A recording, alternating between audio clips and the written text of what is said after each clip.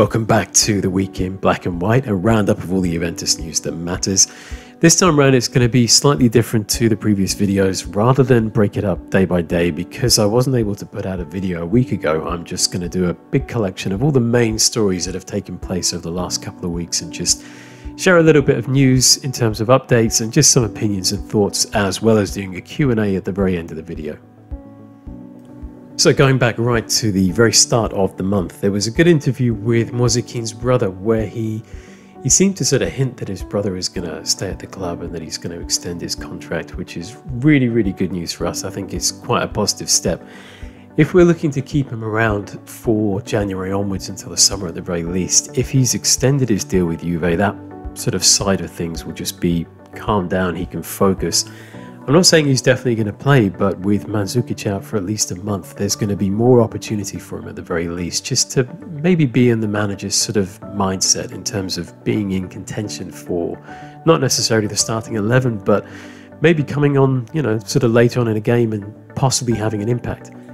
I think he played really well in that Coppa Italia against Bologna. He was really lively. His movement, the way that he sort of played right off the shoulder of the last defender, his awareness, the way that he brought other players into the game. And I think also he's only a kid, but he's got quite a sort of a tough build. He's quite tall, not necessarily bulky, but he has it in him to sort of hold off defenders and just be a bit of a nuisance. I really loved the way that he played. I thought it was really encouraging, and I think to keep him around for the moment, initially I was thinking it might be better for him to go on loan, but you never know. There may be an opportunity for him at some stage in the next couple of months. There's a good little interview with John TOSHACK, who's always been very closely associated with the Welsh international setup.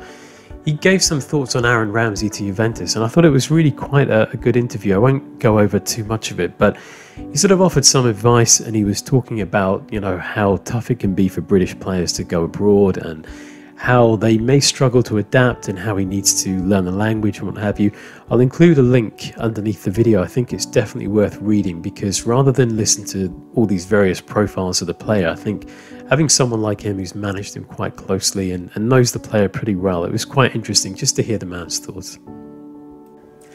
There's been all kinds of speculation about Medhi Benatia and whether or not he's going to stay at Juve and what his future holds. Kind of a shame, really, to be honest, because I think he was probably one of the more encouraging defenders last season. He had that really great spell where I think we went something like 15 or 16 games unbeaten. We didn't concede a goal, or we only conceded a couple of goals, rather. He was kind of fundamental to that. He was right at the heart of the defence. He took over from Bonucci. He made his impact, and it looks like his future now is very much up in the air.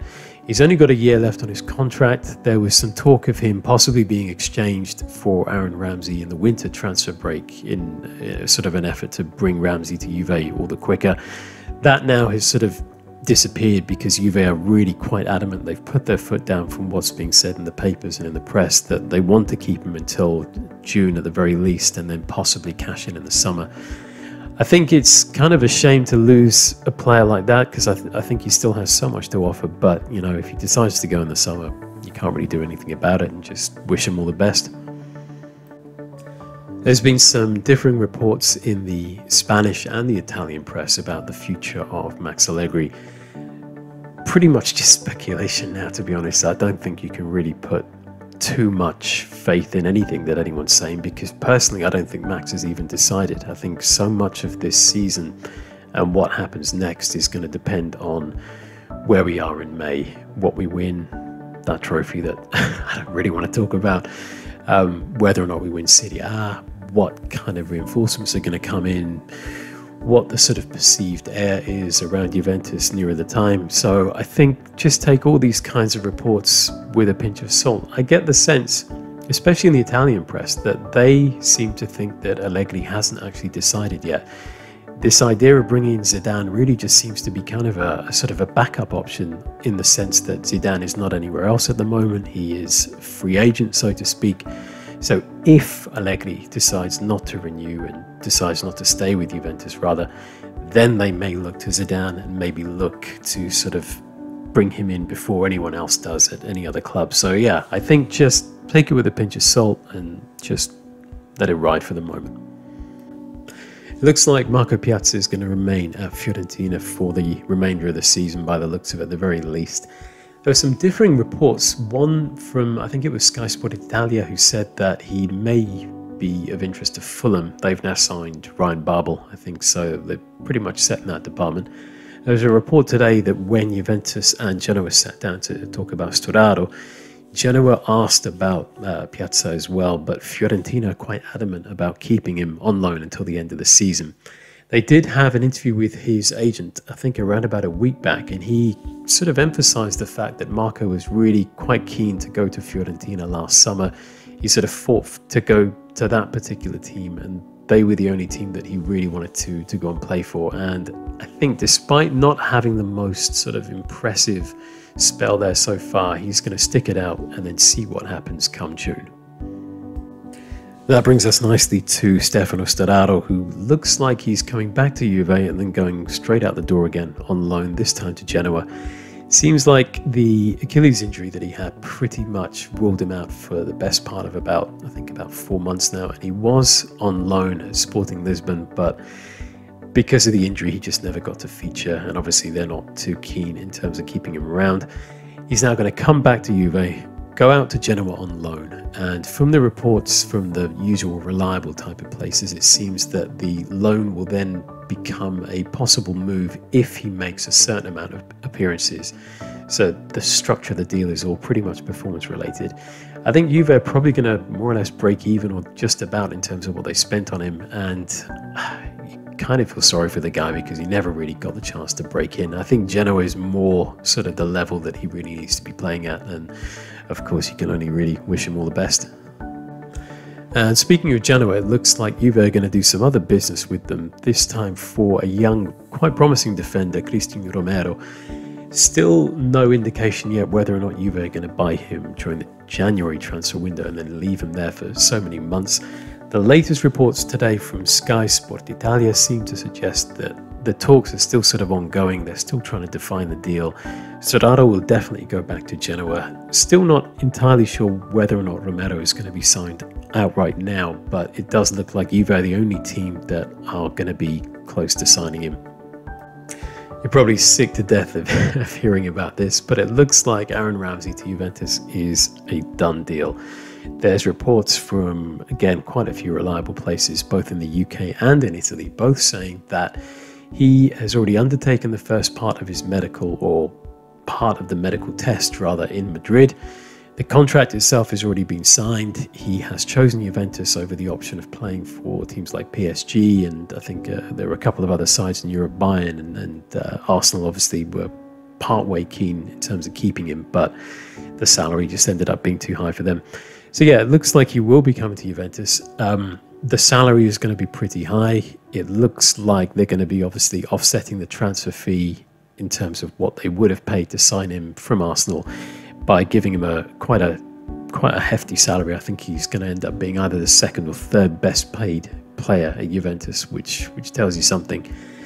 More than likely he's going to arrive in June. I think we'll probably get to the end of January and we may get the notification or some kind of official news just saying the deal is in place.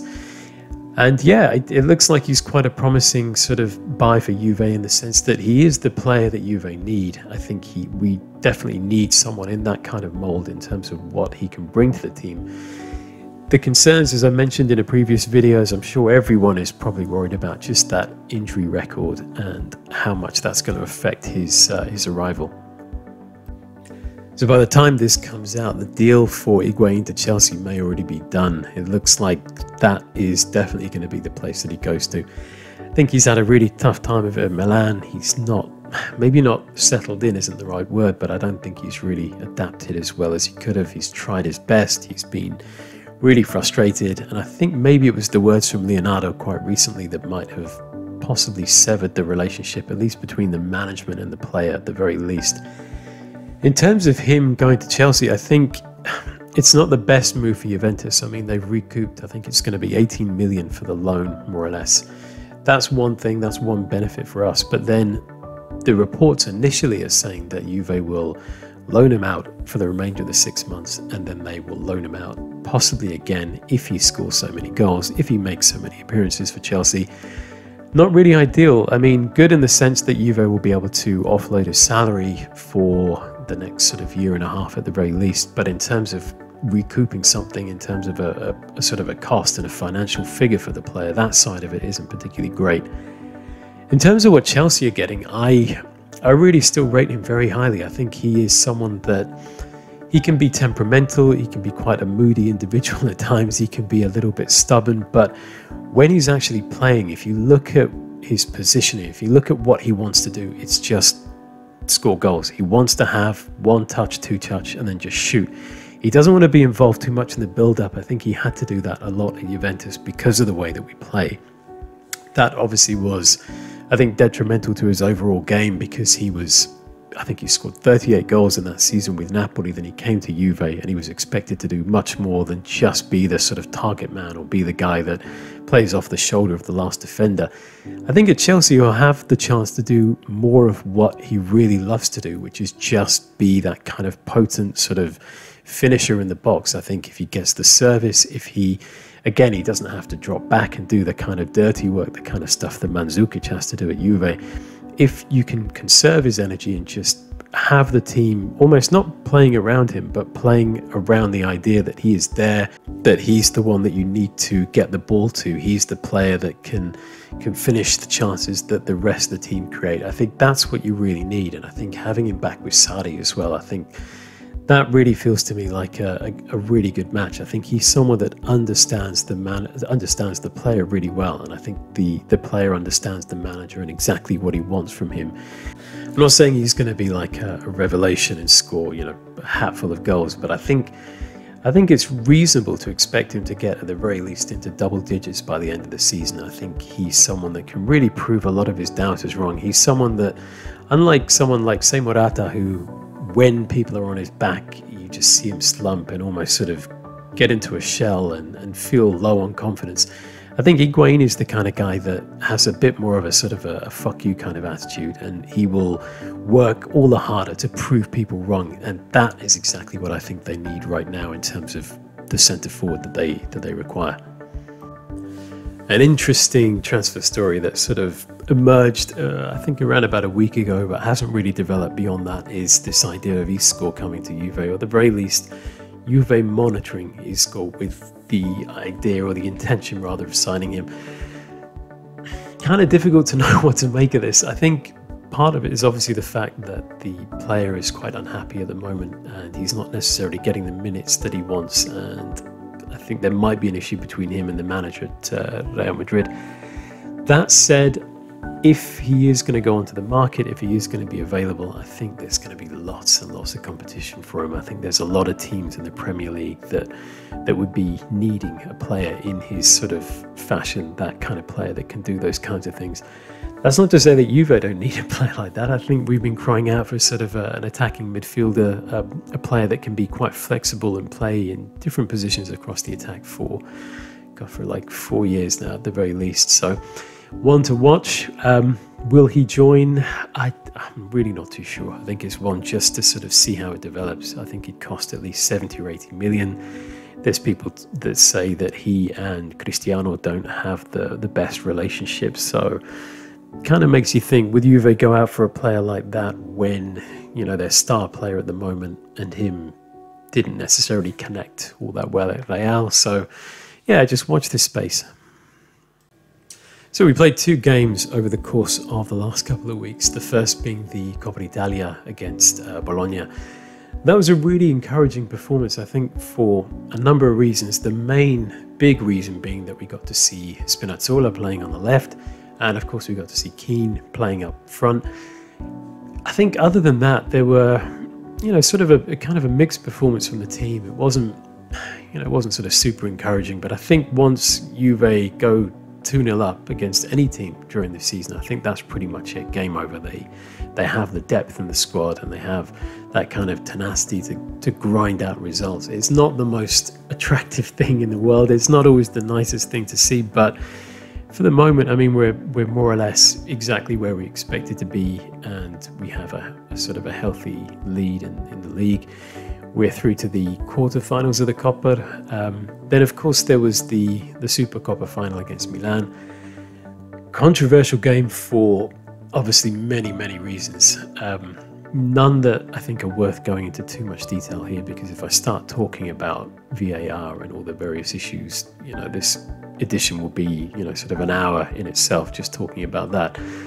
The performance was okay. I think it was a sort of an encouraging game in the first half. I think it was played like a game where there were two teams that just didn't want to sort of slip up. I think Juve were the slightly better team, but Milan sort of, you know, they more or less held their own.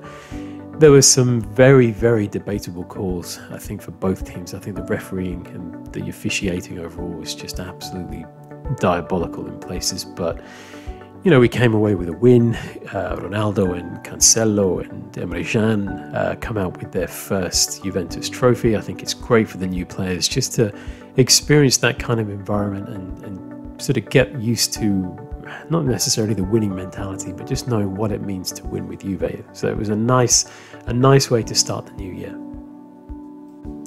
Around about a week ago, I asked people to send in some questions just to change the format slightly of these videos, just to encourage some debate and some discussion as well. And people were really kind enough to send in their questions. So first question was from Bob, and he said, or he asks rather, Pjanic or Dybala for Isco? Do we need Isco since we have Dybala?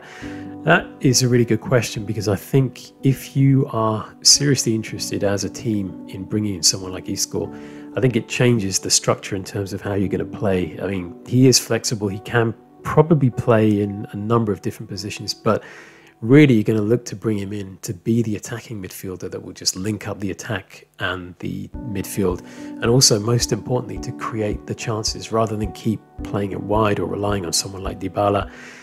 Dybala, I think, quite unfairly has been shoehorned into this position of being this kind of attacking midfielder, and I think it's really unfair on him, because the logic or the thinking seems to be that just because he has these sort of characteristics, we can just, you know, play him as almost like an attacking midfielder.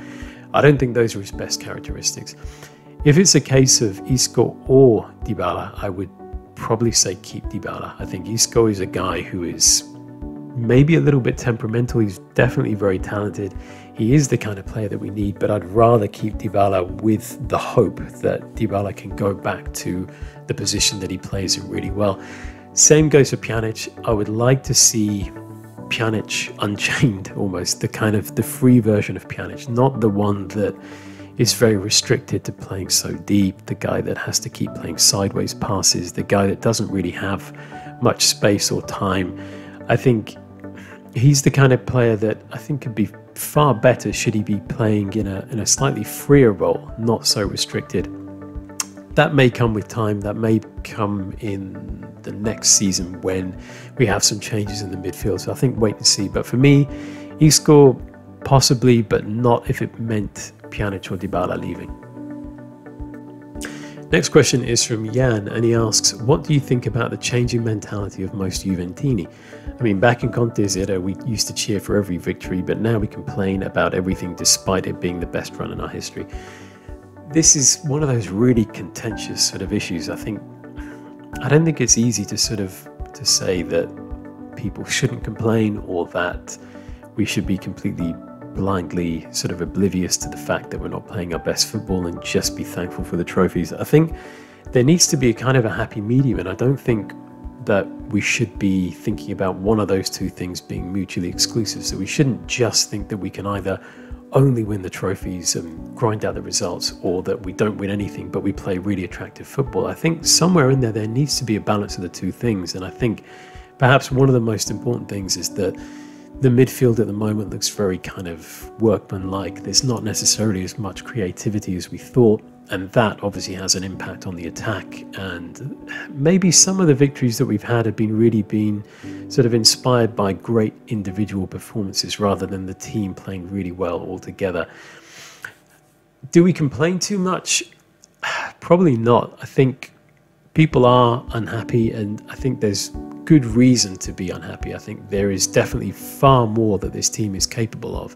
At the same time, I think you can't knock Allegri and you can't knock the team when they are winning the trophies and they are setting this incredible pace in Serie A, where it's going to be almost impossible for them to be caught up by, I think, any of the opposition teams. Going forward now, we're into that really the business end of the season, so this is where it all starts really mattering. I think the lead is big enough, as I mentioned, in Serie A for us to hopefully close out the league within, you know, sort of maybe a couple of months from the end. The Champions League is where it all matters, and of course if the performances aren't good in the league, then you immediately start to worry about what's going to happen in the Champions League. So that is really going to be the barometer, I think, for the success this season.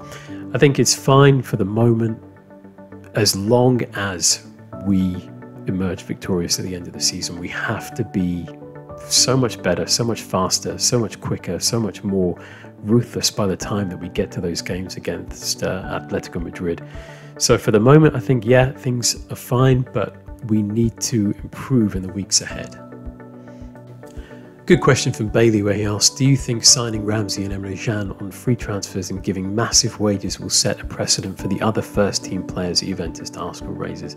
That's a really good question, but I think maybe the way that Juve are looking at it is that by giving them the slightly higher salaries, they are offsetting the transfer fee that they would have had to pay. So rather than looking at the deal in terms of, you know, this is what he's going to be paid per month or per week or whatever, they are looking at it, or you could look at it in the sense that the entirety of the operation for, say, 4 years, including the salary and the signing on bonus and the agent's fees, is going to come to, say, 20 million.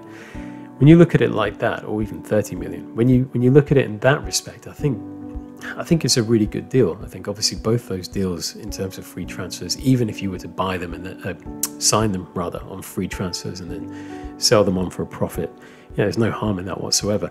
Will it set a precedent with the other players? I don't think so. I think because a lot of the Italian players in particular, it's different for them. I think they probably understand that if we are to buy other players within Serie A, we can probably offer maybe slightly lower salaries, because for them coming to Juve is going to be it should really be the pinnacle of their career. That's what I think a lot of players, especially Italian players that know what, you know, the history of the league, that's what it's going to be for them.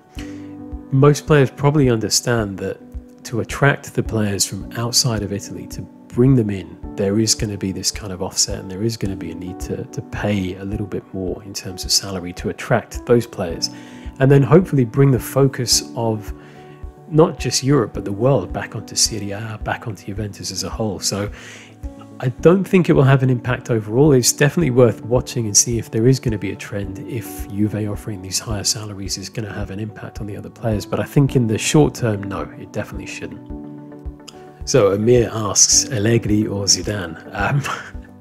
I think anyone that sort of follows me on social media knows how I feel about Allegri. I think he's a fantastic individual. I think him and Juve just seem like a match made in heaven. So if it were down to me, out of those two, I would look at what it is that Allegri wants to do with Juve in terms of how he wants to play, how he wants to get the best out of them, and buy him the players that he needs, the one player in particular that he needs to get the best out of the rest of the team.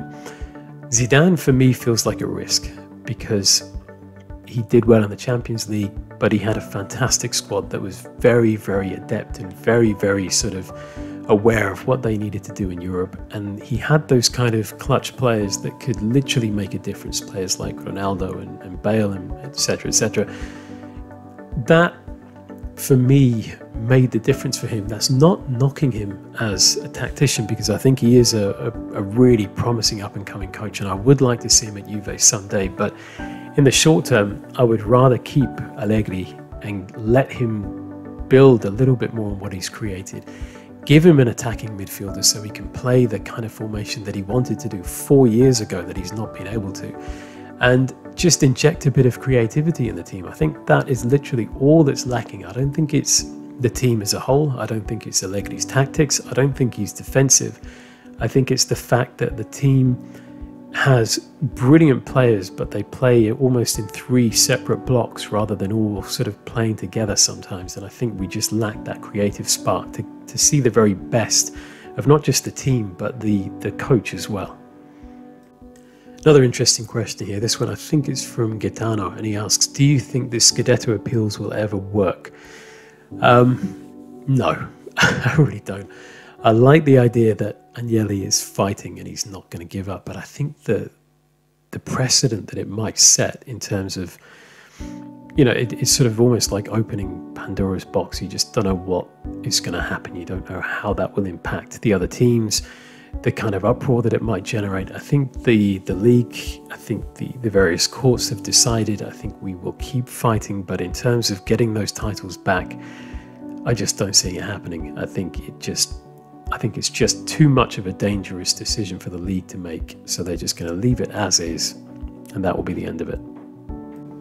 Wow, another really good question, a really tough one to answer as well. So Hunter asks, DYBALA for Mbappe. Wow, that's really difficult. I really don't know, to be honest. I think DYBALA is someone that is really quite well sort of integrated now in the Juve system. Mbappe coming in from a team like PSG with all the spotlight, with the big money that he has, and the fact that he is pretty much their sort of superstar along with Neymar. I really don't know. I think I would probably say keep DYBALA for the time being, simply because I don't really think we're playing the way that Mbappe, or rather I should say, I don't think we play in a way that would get the best out of a player like Mbappe. I think PSG are very much set up around him and the attack, and Neymar there as well, and those kinds of players can just change a game just like that. But I think at Juve we play more, perhaps not this season, but we tend to play more of a sort of a collective type of game, and it's very much about the team rather than the individual. And I just feel like the style of play that we have at the moment just wouldn't be suited to him, and maybe Serie A on the whole as well might be quite tough for a young player like him to adapt to. So yeah, for the moment I would say DYBALA, but in the future, who knows. Mike asks, what do you think is Juve's biggest strength this season? I think it has to be Cristiano, to be honest. I think the football that we're playing this season is a little bit similar to the way that we played last season, which wasn't particularly great. I think there were a few sort of standout games here and there, but you know, we kind of ground out the games. We got got a title at the end of it. We did really well in Madrid. I think we conserved our energy in the first part of last season and tried to do better in the second part of the season. I feel like maybe we're trying to do more of that this season as well. Basically just do the bare minimum to kind of get through games and conserve our energy and try and keep fit for the most important part of the season, which Allegri often talks about.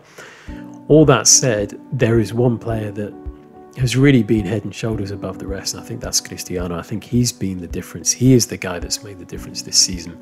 He's played nearly every minute of every game. He's got assists, he's got goals, he's come off the bench and salvaged points. He scored the winning goal in the Supercoppa just the other day. Yeah, I'd love to say it was the collective. I'd love to say that the strength is, you know, the fact that we play so well together and that Juve is a great environment for players. I think that's a really important part, but I think so far this season, Cristiano is the guy that's pretty much dragged us to victory week in, week out. And a question here from Nathan saying, who do you think is in our strongest 11? That's a really good question. I think the starting 11 really seems to kind of write itself at the moment. I think certain players have kind of emerged to be the front runners in the 11, and it generally tends to be the strongest. So I think Szczesny obviously in goal, Cancelo at right back. I'm kind of reluctant to say it, but I think Bonucci at the back, simply for the fact that we're playing a particular way and we need him. His defensive contribution hasn't been the best at times, but we haven't seen Benatia play frequently. Rugani hasn't been able to play. Barzali's been injured, so it kind of has to be Bonucci. Chiellini seems to be getting better with age, so he's pretty much, I think he'd be the first player that I'd put in there, really, to be honest. Alexandro has signed the extension. He looks to be a much better player within himself in the last couple of months at the very least. In the midfield, I think you have to go for Bentancur because he's really emerged and kind of taken the responsibility that he was sort of piled onto him last season. He's kind of run with it. I think he's really become a far more confident player. I think Pjanic has to be in there simply because, again, we play a particular way, and while he hasn't been at his very best this season, he is definitely one of the most important creative sort of outlets in the team. Matuidi, again, he had a really strong start to the season, very underrated, very understated as a player. I think he does a lot of the kind of hard work, the donkey work almost, and he doesn't get quite as much credit as I think he deserves. I think from there you then have to play DYBALA in this role that he is currently playing in. It's not necessarily the best role for him. I don't think we see the best out of him as fans either, but he has to be in the 11. Mandzukic, obviously the focal point of the attack, and then Cristiano playing somewhere over on the left or sort of drifting into the centre. So yeah, that really for me I think is the strongest 11. And finally a question from Ahmed where he asks, what is my opinion on the ongoing rotation, especially in the attacking lineup? I think it's something that we really have to exploit, to be honest. I think if you look at the other teams in the league, they don't have anywhere near as much depth as we have in the squad. And as much as we would like to sort of say, okay, well, this is the strongest 11, these are the players that have to always play, the guys on the bench are obviously going to get itchy feet at some stage. And I think this is where the strength of the manager really comes in, the ability that he has to manage 25 different players, 25 different egos, 25 different problems, guarantee that they're all going to play at some stage during the season, that they're going to get a chance to sort of perform and be on the pitch. That is so important, I think, and that side of it often gets overlooked. So I think we have to have the rotation, especially with the injuries that we have. I think we have one of the best attacks in Europe, and I think you have to rotate that. You have to be able to keep the players rested, keep them fresh for the games that matter. Ideally, we would have a big enough lead in the league, maybe something like 12 points, so that when we get to the really important games, which are the Champions League games, we can then rotate quite heavily in the league and give the players that are going to run out in the Champions League games, you know, just a few minutes at the end of a game just to get them prepped, or maybe sort of half an hour just to keep them sort of ticking over. But I think rotation is important. I think this is where other teams have burned out. I think especially a team like Napoli in their title sort of challenge against us. I think Sarri's sort of insistence of constantly playing the same team over and over meant that a lot of those players were burned out and tired as it got to the important part of the season, whereas hopefully we will be fitter, more aware of the players that we can turn to in those really important games. So for me, I think rotation is important as long as it's managed well. So that's it for another week, or another 2 weeks I should say rather. A big thank you once again for everyone that's tuning in. If you like the video and like what it is I'm doing, please remember to subscribe and hit the like button. I will definitely do another Q&A in a week's time, so if you have any questions or anything that you want to ask, just use the hashtag JUVE'FCTV and I'll be sure to pick it up. Once again, a big thank you, and fino alla fine, forza Juve.